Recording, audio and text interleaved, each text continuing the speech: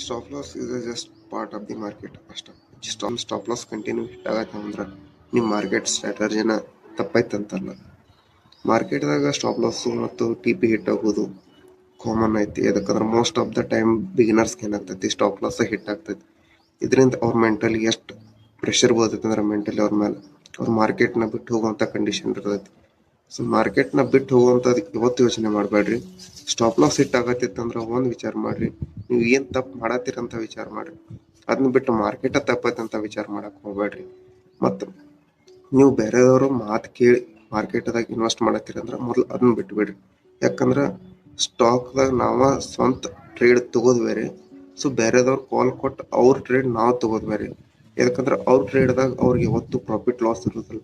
ಅವ್ರಿಗೆ ಏನಿರ್ತೈತಿ, ಪೊಸಿಷನ್ ಇರ್ತೈತಿ. ಅವ್ರು ಹೇಳ್ತಾರೋ ಅವ್ರು ನಾವು ತಗೋತೀವಿ ಅವ್ರ ಪೊಸಿಷನ್. ಆದ್ರಿಂದ ಪೊಸಿಷನ್ ರಿವರ್ಸ್ ಆಯ್ತು ಅಂದ್ರೆ ಮಾರ್ಕೆಟ್ದಾಗ ಪೊಸಿಷನ್ ಅಲ್ಲಿ ಕಟ್ ಮಾಡಿಬಿಡ್ತಾರೆ. ಅವಾಗ ಏನಾಗ್ತೈತಿ, ಸ್ಟಾಪ್ ಲಾಸ್ ಹಿಟ್ ಆಗುತ್ತೆ, ನಮ್ದು ಹಿಟ್ ಆಗ್ತೈತಿ.